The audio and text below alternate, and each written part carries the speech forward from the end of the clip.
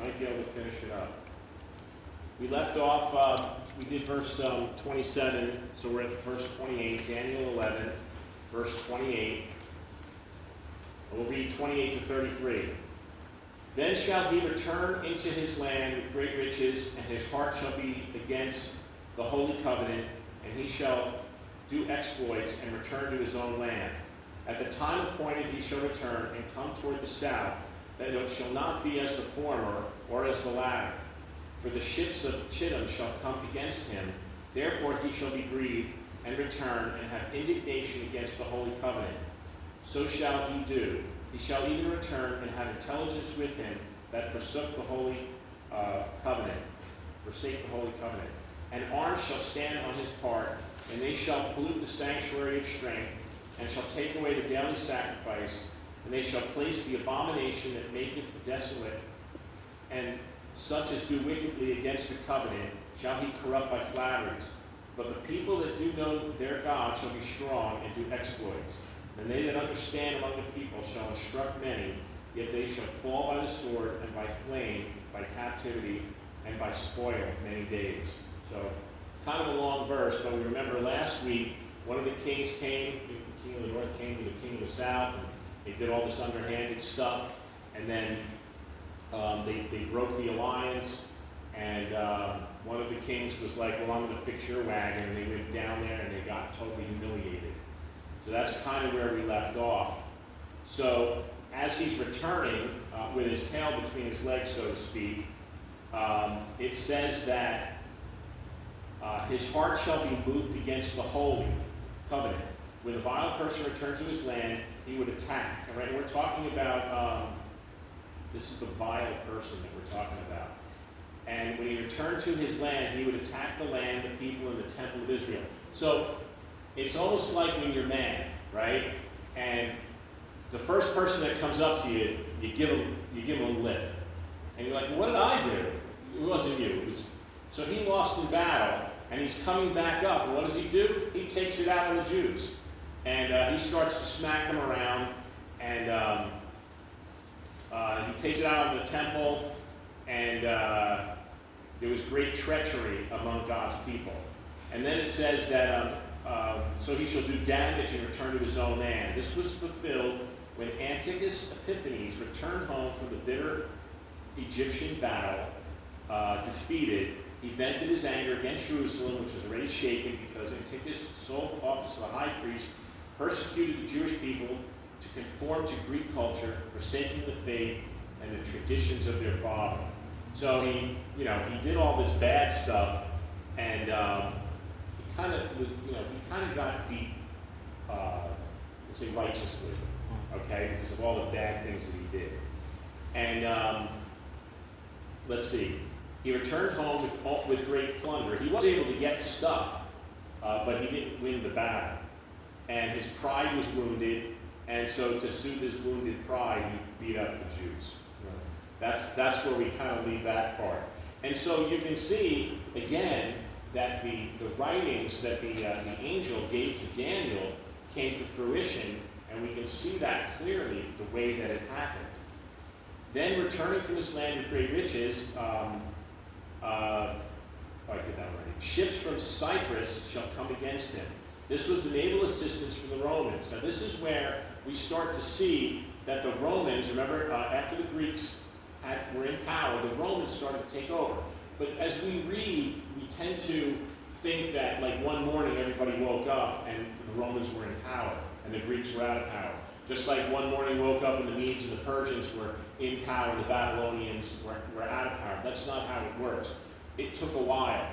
When it came to the Babylonians losing, the city was besieged for years before they actually took over, before the Medes and the Persians got in there. It's just that we happen to read the excerpt that happened on the night. Remember the writing on the wall? The finger wrote the writing on the wall, and that night he was killed. The leader was killed, and the next group took over. So now we're seeing a slow progression away from you're seeing the fall of the Greek Empire. It's starting to go down, and you're starting to see the uplifting of the Roman Empire.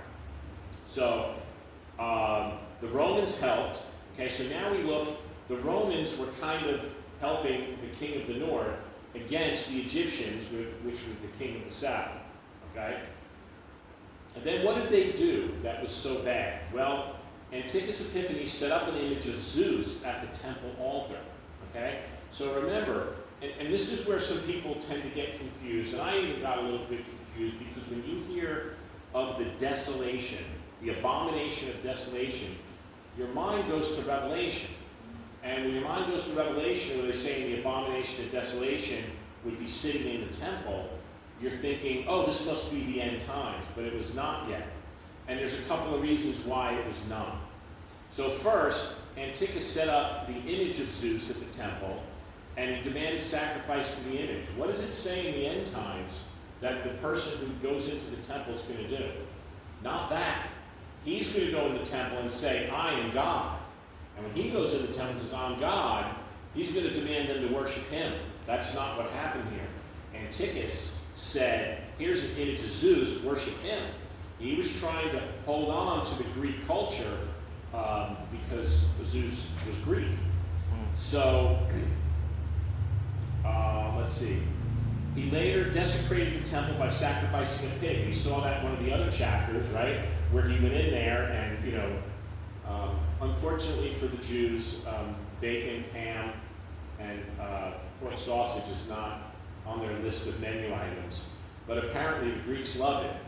We went to a Greek festival. That was after church Thursday, right? Last Thursday. We went to a Greek festival, and everything is either lamb or pork over there. So and chicken, yeah. And we like lamb and pork and chicken. So they happen to like the pork, but it doesn't have any place in God's temple. So what that did was it brought a desolation condition to the temple, because now nobody can worship there at all. The temple's now defiled, okay? And because there are no real priests left, right? The priests were all put in when they were bought and said, here, I'm going to pay for you to become priest, and then you're going to do whatever for me. One of those things was not doing what God wanted. Okay, so there was no cleansing of the temple. It was just the pig that came in there. So they did that, and that was the abomination of desolation that was talked about. So then it says, those who do wickedly against the covenant, he shall corrupt with flattery. But the people who know their God shall be strong. When Antiochus Epiphanes turned on Jerusalem, the Jewish people were divided. Some forsook their covenant with God and embraced Greek culture. Those who knew God made a stand for righteousness in the face of incredible persecution. Now, I find that verse and that part of it interesting, because we see that today. And what we see today is, in the land of Israel, you have two factions. You have the religious and you have the non-religious. Now, most of the country is non-religious. And because they're non-religious, they don't always get along with the religious ones, okay? And unfortunately for the non-religious ones, they get caught up in the same nonsense, like the October 7th massacre. There was probably religious and non-religious Jews in that area, and they both got the same thing. So you could have been taken hostage whether you believed in God or not. And when I say that, the non-religious people, they have just kind of turned their back on God. Now, if you really look in detail, from the time the Jewish nation was started in Egypt, right, when Joseph brought his family down there, and then they started to multiply, you had the non-religious people among them as well. That's why, if you ever wonder, man, they did an awful lot of complaining. That's because they didn't believe in God. And then God would create a miracle for them, like parting the Red Sea, or having the pillar of fire by night, right? And being able to lead them through the wilderness. Or even when they were in Egypt, the plagues that came in, the plagues didn't affect the Jewish people. It only affected the Egyptians. So they saw these things, but they easily forgot them because they didn't really believe. And so we always say, and there's a lot of this talk when you talk about in the Gospels where Abraham, the rich man died, he was in Abraham's bosom, and the poor man died, and he was in torment, right? And he said, please send someone back to warn my family. But if you don't believe in God, you can send people all you want. They're just not going to believe, okay? You have to have some sort of belief that there's a God who's going to do stuff, or all you're seeing is a one-time miracle. So when the millions of Jews passed through the Red Sea on dry land, they're like, wow, look, a miracle. And then the sea closed up behind them, and what were they left in? They were left in a desert. And they started to complain. Oh, so you brought us out here to die? We don't even have any water. Now, if you just saw a miracle like that, and you obviously have no faith, then of course you're going to say, this God, we don't know who he is just going to bring us out to the wilderness to die. So then another miracle. He smacked the rock, and the rock flowed with water. By the way, I always thought when I was a kid, that it was just a little rock, or maybe a boulder, and they smacked it, and a little trickle of water came out. No, it was a river. A river of water came out of this rock and flowed for a long, long time. There were at least 3 million Jews. Believe it, that might have been 3 million men. And that would have made 5 or 6 million total Jews who all had to drink. This was no trickle. This was a river where everybody could then dip in and they could get it. Now there's another miracle. Why didn't they believe? Why did they start complaining? They started complaining because they didn't have faith and a belief in God. Well, it's the same thing with these people here. They're divided into two camps. You had the religious ones who said, God is going to help us, God is going to save us. And then you had the non-religious ones who just don't believe that there's a God. And they don't believe that anything is going to be any different. When you read through the Bible and you see that a lot of times good and bad happens to the good, and then good and bad happens to the bad people. If you don't have that basic faith and belief that there's a God doing this, you could say the rain falls on the good and the evil. It's the same thing. God has nothing to do with this. What do we see today? God has nothing to do with it. God has nothing to do with anything that goes on in the world today. But as Christians, we have faith, and we know that nothing takes God by surprise, right? Absolutely nothing. We sit there and we say, there's things going on in the world. And right now, there's some things that are going on that are pretty bad. One of the things that's going on in the world is, I don't know if you saw this, that all of the personnel in the Mideast have been told, get out or go hide. Why do you think that's going to happen? Because we're probably going to be bombing Iran back into the Stone Age. Okay? Now, what kind of fresh heck is that going to open up in the world? We don't know. But we know that it's not going to take God by surprise. God knows exactly what's going to go on there. There seems to be enough reference of skin melting off the bones in Revelation that somebody's going to have a nuclear weapon. Maybe it's going to be the Jews. They're the only ones who have it. Because right now, if you eliminate Pakistan and India, the only ones in that area that have a nuclear weapon is Israel. And they'll probably behave with it because no one's ever used one before except for us. Now Russia hasn't. We don't know. Will Russia decide to get involved? I would say probably not. So there are things that are going on that we know that God is in control. But what about the world? What about the ungodly of the world? Or the unbelieving of the world? If you want to just say that they don't believe that there's a God. Well, if you don't believe there's a God, then these are just random events that are going to happen. But when you look through, especially Daniel chapter 11, you're seeing some very, very specific and detailed things that happened so that we know in no uncertain terms that this was God, and an angel of God told Daniel, this is how it's going to be. And then we have the writings from history that show that that's exactly how it was. So what actually happened in there? It said, many that day shall fall by the sword and flame and captivity by plundering. So in the attack on Jerusalem, Antiochus IV said to have killed 80,000 Jews, taken 40,000 more as prisoners, and sold another 40,000 as slaves. He also plundered the temple, robbing it of approximately $1 billion by modern calculations. So we see that this happened exactly the way the angel had described it to happening, and we could see that there was a person. And by the way, I would say that the most vile person to live that the Bible has recorded so far is this Antiochus Epiphanes. He seems to be the evil of the day, and probably for that 1,000-year period of time, he was probably the most ruthless of all of them. So, and then the last thing it says, until the time of the end, because it is still for the appointed time. So this terror can only last for as long as God had appointed. In other words, we know God's in control. And God said it's only going to last for a certain amount of time, and then it's going to end. And it did. It eventually did end. And there was no more. Antiochus Epiphanes was gone after a certain period of time. So then we move into verse 36. It says in Daniel 11:36, and the king shall do according to his will, and he shall exalt himself and magnify himself above every god, and shall speak marvelous things against the God of gods, and shall prosper till the indignation be accomplished, for that is determined shall be done. So we see a little bit of a change here. Doesn't quite sound like the same person, because this person was kind of in it for the money, and now we see that the person in Daniel 11:36 seems to be into it for the power. All right? And don't let anybody fool you.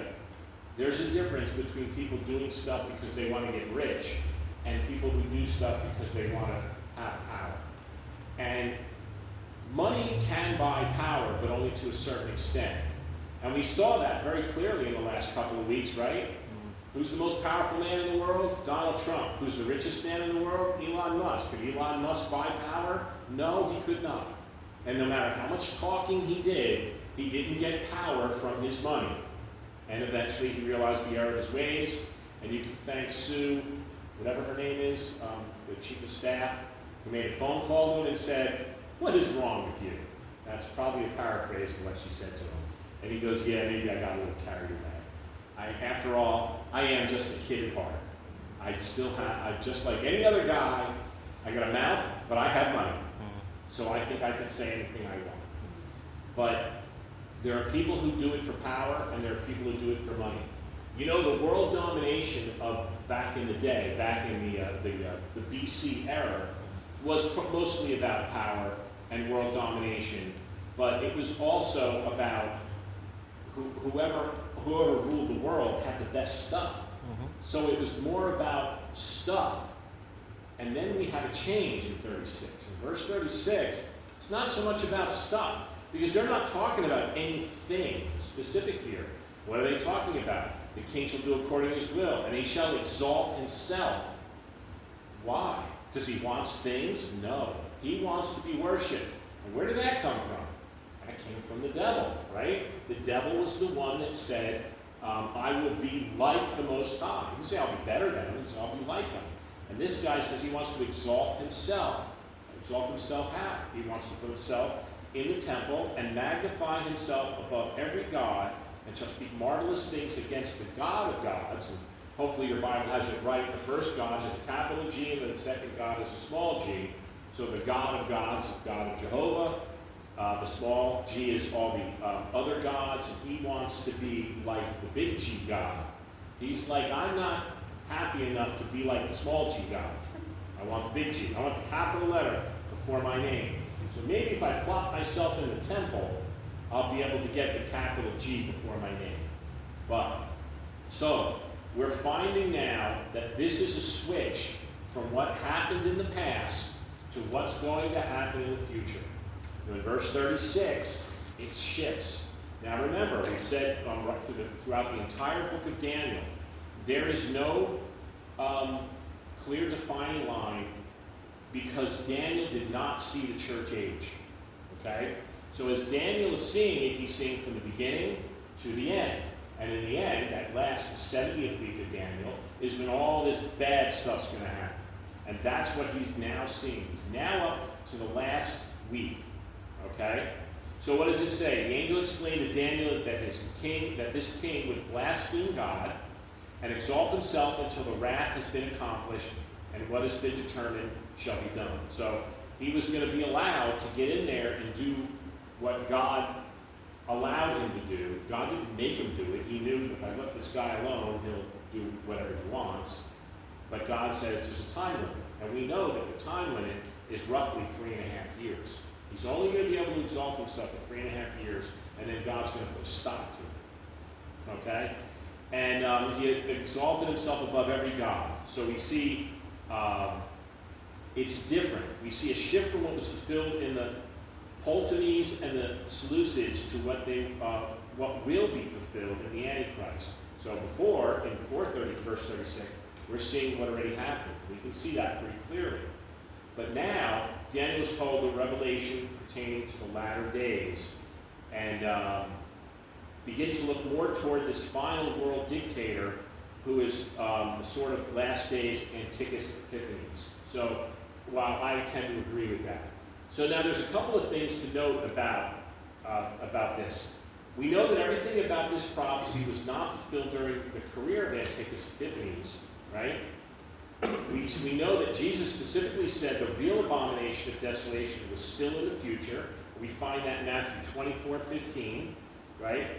And the Apostle Paul paraphrased it by saying, let no man deceive you by any means, for that day shall not come except there come a falling away first, and that man of sin shall be revealed, the son of perdition, who opposes and exalteth himself above all that is called God, or that is worshipped, so that he, as God, sitteth in the temple of God, showing himself that he is God. And that's 2 Thessalonians 2, 3, and 4. So that hasn't happened yet, okay?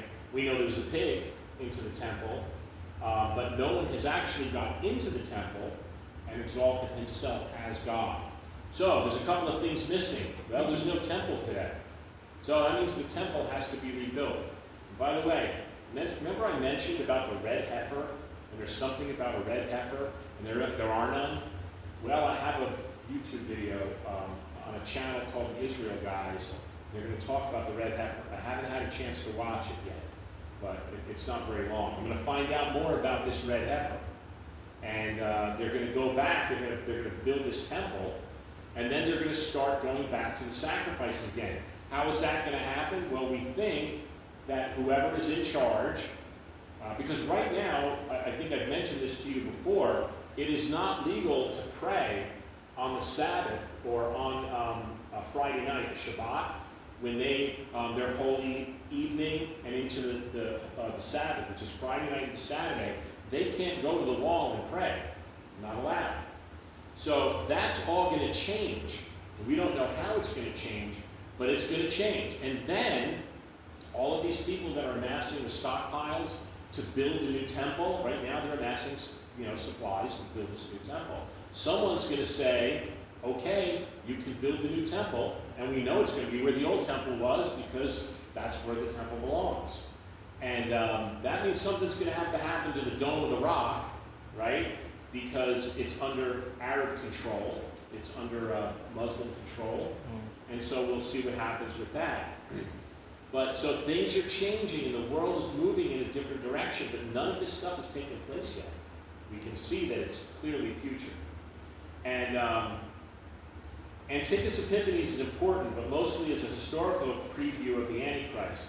This is why so much space is given to describing the career of an evil man, because he prefigures the ultimate evil man, and the person who wrote this, and there was no name of it, he described it as Antiochus Epiphanes was the trailer to a movie, right? You ever go online and on TV and say, oh, here's the trailer for a new movie that's coming out. The real feature is the Antichrist. So Antiochus Epiphanes is the guy who's the trailer to the movie. Now, if he did some of the worst things, the most vile man to ever live, don't think this Antichrist guy is going to be any good. He's going to be evil. All right? So, it also says that Antiochus Epiphanes certainly did exalt himself in the general sense that all sinners oppose God, yet he remained loyal to the Greek religious traditions. Remember, he was Greek. Which revered the entire Olympian pantheon. Antiochus Epiphanes put a statue of Zeus in the temple, not of himself. So he was still showing his Greek heritage, so to speak. But that's going to change in the Antichrist. When the Antichrist comes in there, a man is going to sit in the temple and say that he's God. All right? And again, that's 2 Thessalonians 2:4. And then it says, Antichrist will do much damage, but he is on a short chain and will only work into God's plans. God's purpose will be accomplished. So I thought maybe we would get through it, but there's still a lot more because Charles, I just can't believe that they're going to start sacrificing again. yeah. I just find that, isn't it against the law to sit there and sacrifice animals?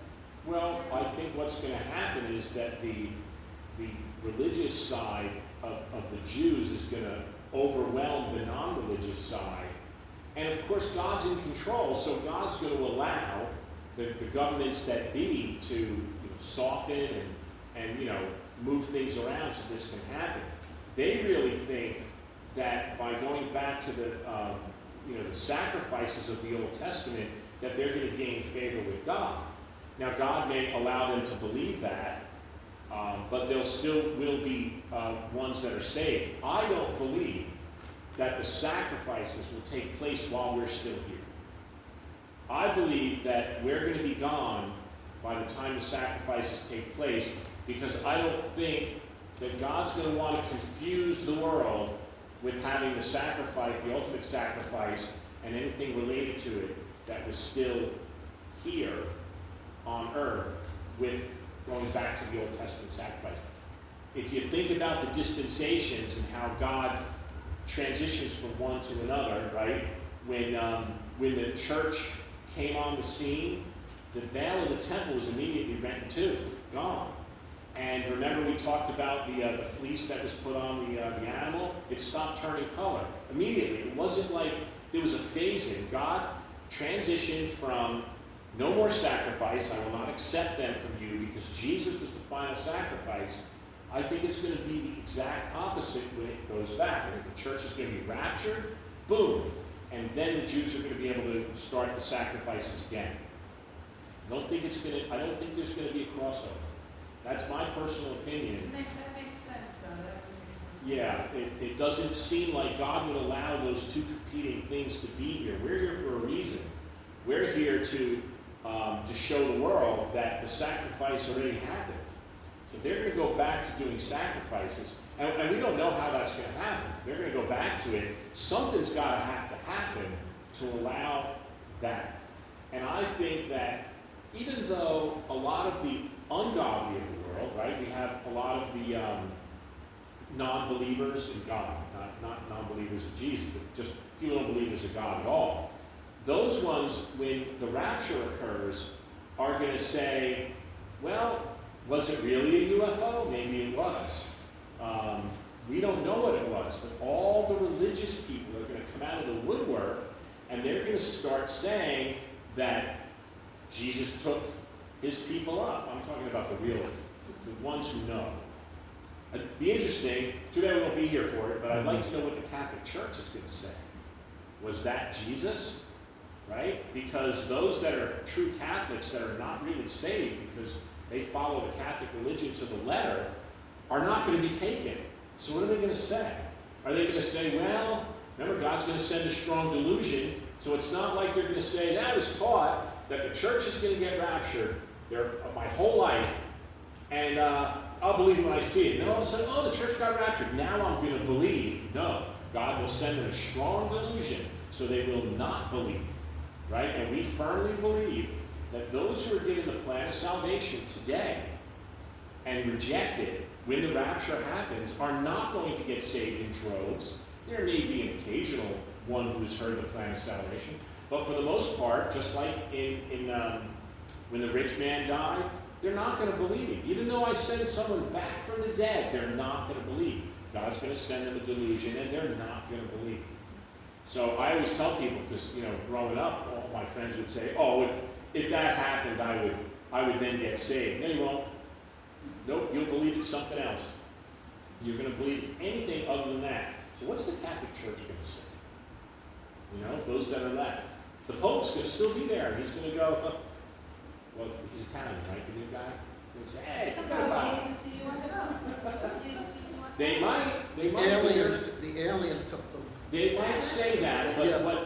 what's going to happen, I believe, based on what goes on in the world today, I really think what's going to happen is that they're going to say there's got to be some religious component to this, and we need to make amends with God. And how do we make amends with God? Well, we got to go back to what the Bible says. We got to start doing sacrifices. And I don't think it's going to be worldwide. I think it's going to be isolated to the area that God's focusing on, which is Jerusalem. And so they're going to say we need to start doing sacrifices again. There's been a lot of people who have been studying. I don't recommend doing this unless you are super well grounded in the Word of God. But there are people out there in the world, Jews, who are learning Islam. And they're learning it better than those people who follow it. And they're using Islam against them to prove that Israel is supposed to be in the land. And what's the two responses? They either curse and get off the call with the guy, or they're like, I didn't know it said that in, what is it called? The Quran. The Quran. I didn't know that it said that in the Quran. He said, yeah, he goes, I'm the same in Arabic. He said, you speak Arabic? He was like, yeah. This is a Jewish guy. He's wearing a shirt that says Zionist on it, which gets them very upset. But he's using this against them. Well, maybe this is the way that God's going to use them to say, listen, first of all, they're all related. The Arabs and the Jews are related. And they know it. They know it's one brother and it's the other. And they may come together to take the sacrifice, one using the Quran and one using the Torah. We don't know how that's going to end up, but somehow there's going to be sacrifices. And I believe that a lot of people that are not saved, or not saved, but I believe that people that are non-religious are going to all of a sudden find a new religion, and they're going to start going in there saying, yeah, let me go get the 2 turtle doves, and here, I'm not a Jew, but could I make amends with God? There will be non-religious people that are going to be scared to death by what happened. And you know how we know that? Because right now, there are people that are non-religious that are scared to death the world's going to end in 12 years. Because we have stupid politicians that get up there and say stupid things like that. So right now, the generation of 30 and under is all scared to death that the world is going to end. And they might say, well, if the world's going to end, maybe we should make a sacrifice to something. Oh, wait, I heard that there's some people over there making sacrifices. And who knows? You know how when horse racing was big, right, in the 60s and 70s, and people were like, I can't get to the track. That's okay, we're going to do OTB, right, off-track betting, and you drive around the city and it was OTB. Maybe there's going to be satellite sacrifice stations. I'm going to head into Manhattan tonight, and I'm going to go do a sacrifice at the off-premise sacrifice place. Right here and now. Yeah, or maybe it'll be something on their device. Oh, man, here, hold on. Let me get A special app. Hold on, I can get a sacrifice to Amazon, have it delivered tomorrow. Hey, wait, I'll send it right over there. I don't even have to show up. Now, we laugh at this stuff, but can you imagine? This is probably going to be some of the way it's going to go. We have this modern technology that's going to play into what's going on. And then lastly, don't leave out AI. Yeah. I think that, there was a verse that I came across that said something about, and will give voice to the power. I think the power they're talking about there is probably going to be AI. AI can imitate your voice. It Yep. already can. And I think that that's going to take over, and that AI is going to have something to do with this. So people think, it's a good thing. I don't know about it being a good thing. It might be a good thing, it might not. Now, I tell you, there are some things that it's good, that it works well with, but when it comes to God, that's not one of them. All right, we need the Bible, and we need the Lord to come into our heart, right? That's salvation is a personal experience between the Savior and us, and it has nothing to do with technology. It has nothing to do with artificial intelligence. It has to do with the Word of God, which is what contains the power. So, and if AI is doing the preaching, there's no power in it. Okay? So, because people can do sermons. go to AI. Make me a sermon for this Sunday. That's already happened, Something. Oh, it's yeah. happening in a lot of places, but I think it's different. So, someone can, is it Tony? Yep. So, keep your eyes open to what's going on, because I don't think that it's going to be, we think of, like when you mentioned, I find it hard to believe that they'll go back to sacrifices again. I don't think it's going to be sacrifices like it's going to be modern, not going to be the way it was back in the day. I'm sure that, that was, what would you call it? Almost prehistoric time back then when they were doing the sacrifices. Today, it's a modern world. What does a sacrifice look like in the modern world when it comes to an animal? I don't know. Maybe there'll be genetically manufactured animals that technically aren't really alive, but they look what they're doing. What was that Burger King? The Impossible Burger. It wasn't even beef. So maybe they're going to make an impossible sacrifice. It's not even going to be sacrifice is the blood. Exactly. true. So maybe they'll have some genetically produced blood. We just don't know. We don't know. It's interesting to think about, because I agree with you in one sense. What are these animal rights people going to do? They're going to flip their lids. They are going to flip their lids. You can't sacrifice an animal to God.